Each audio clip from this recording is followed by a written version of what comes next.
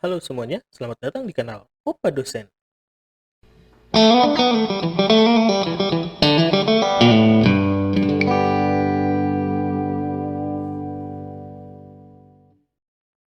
Oke, pada video kali ini saya akan melanjutkan pembahasan mengenai materi belajar pemrograman web. Kali ini kita akan masih membahas mengenai Bootstrap 4, hanya saja saya akan menitik beratkan mengenai grid system di dalam Bootstrap 4.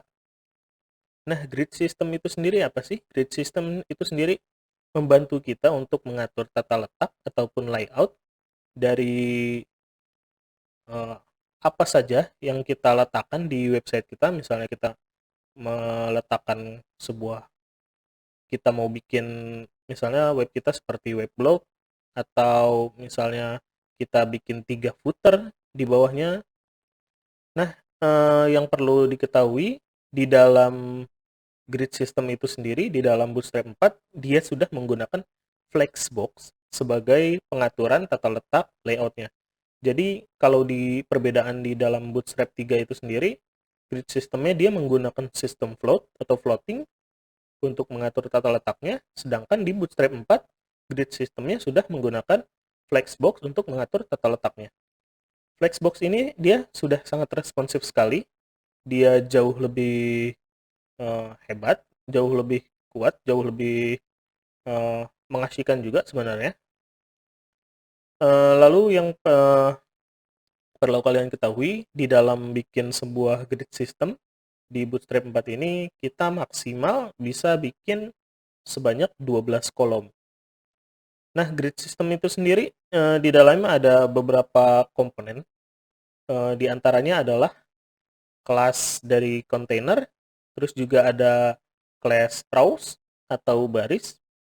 Eh, ada juga kita bisa menggunakan eh, kelas container untuk mengatur tata letaknya supaya jauh lebih bagus lagi. Atau kalau kita pengen dia jadi full width, lebarnya menyesuaikan screen size-nya, kita bisa menggunakan container fluid. Nah, di grid system ini di Bootstrap 4 dia sudah responsif sekali.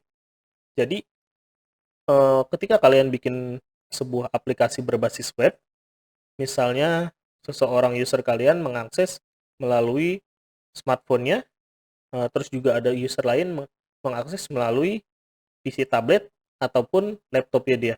Nah, web aplikasi yang kalian buat nanti dia akan menyesuaikan sendiri berdasarkan screen size-nya, width-nya atau lebarnya. Dia di dalam grid system ini dia akan otomatis menyusut ataupun membesar secara otomatis. Oke, kita langsung praktek aja kalau gitu.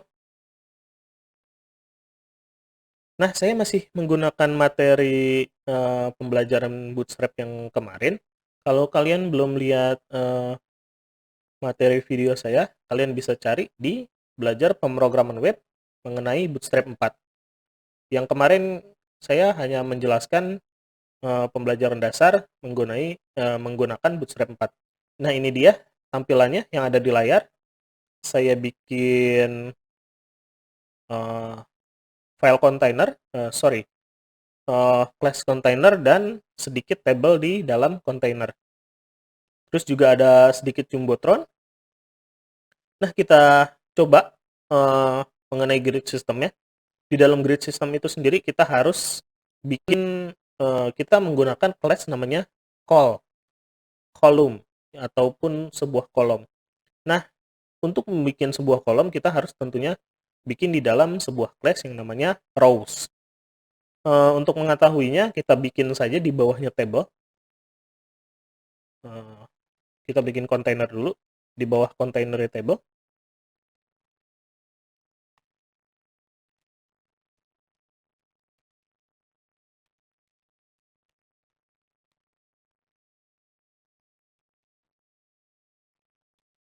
Lalu kita bikin rows-nya pakai class rows, div class rows. Setelah itu kita masukkan grid system ya. kolom ya. Nah, di dalam grid system itu sendiri terdapat beberapa kelas turunan. Jika menggunakan kolom, kalian bisa menggunakan kolom small, kolom large, kolom XL. Nanti dia menyesuaikan dengan device apa dia akan diakses. Hanya saja saya contohkan yang menggunakan call seperti ini aja. Kalau kalian menggunakan class kolom seperti ini, dia akan menyesuaikan width-nya dengan device secara otomatis. Kita coba, kita coba dulu dengan maksimal 12 kolom. Kolom ke-1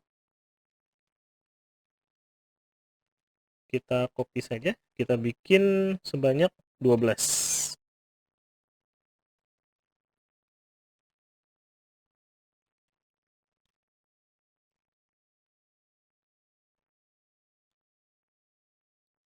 Kolom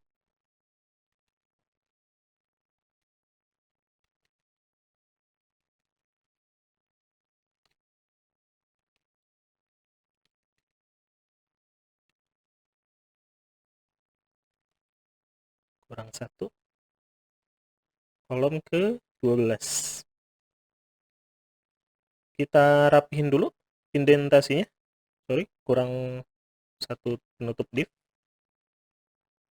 Kita rapihin dulu indentasinya. Di bagian edit, lines, di auto indent. Kita save, kita lihat di web browsernya. Saya pakai Microsoft Edge, kalian bisa pakai browser apa aja. Asal jangan pakai Internet Explorer.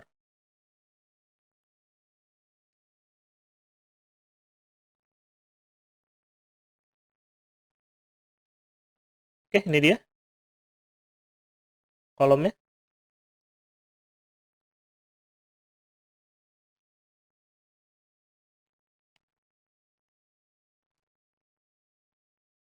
Nah, sorry, tadi rows-nya dia pakai S, ternyata nggak pakai S. Kita perhatikan, kita auto size,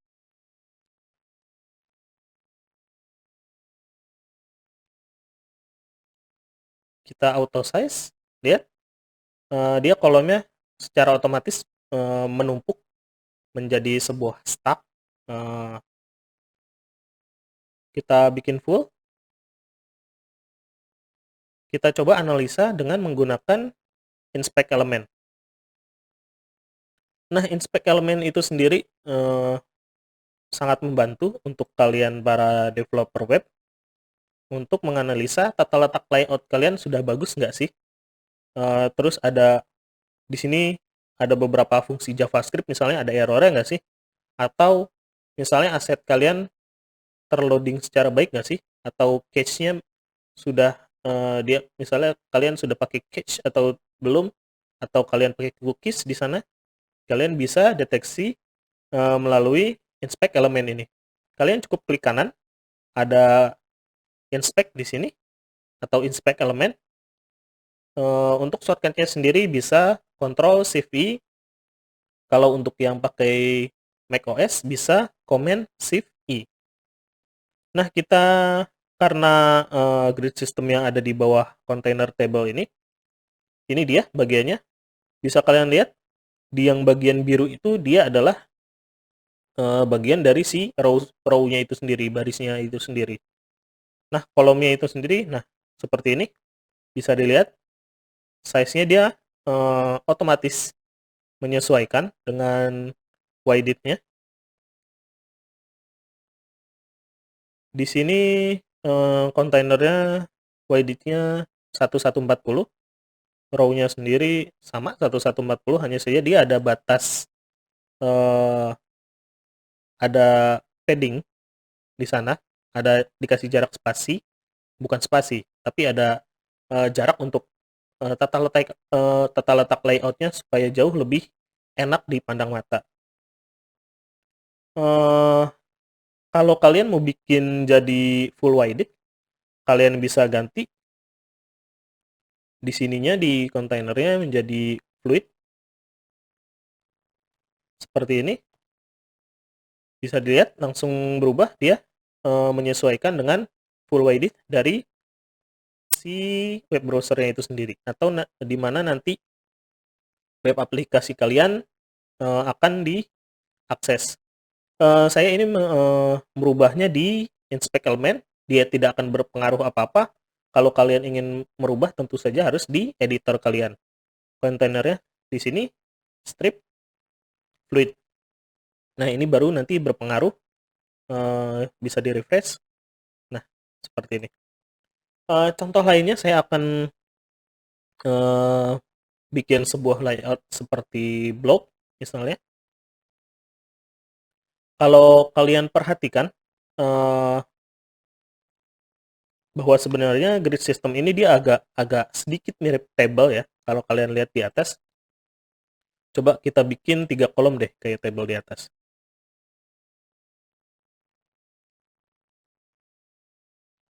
Nih, lihat. Agak mirip ya.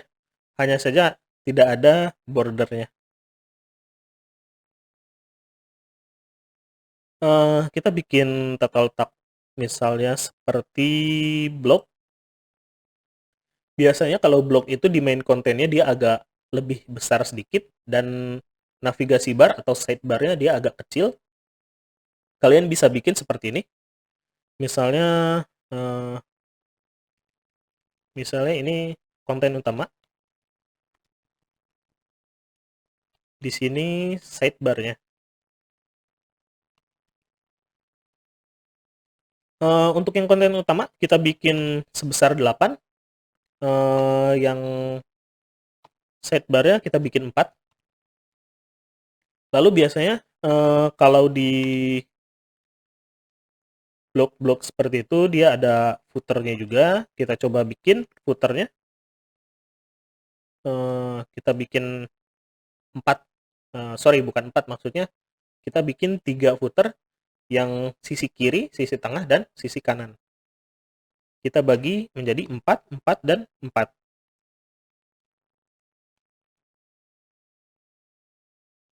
Yang ini footer kiri,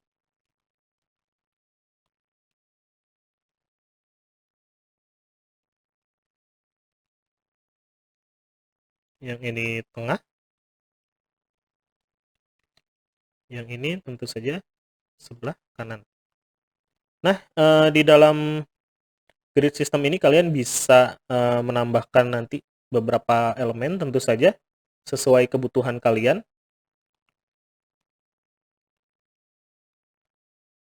Kita coba jalankan dulu. Nah, ini dia.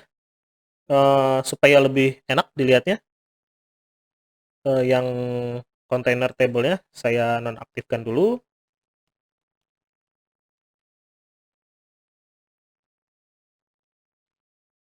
Lalu untuk supaya ada jarak sedikit seperti log, kita tambahkan height-nya.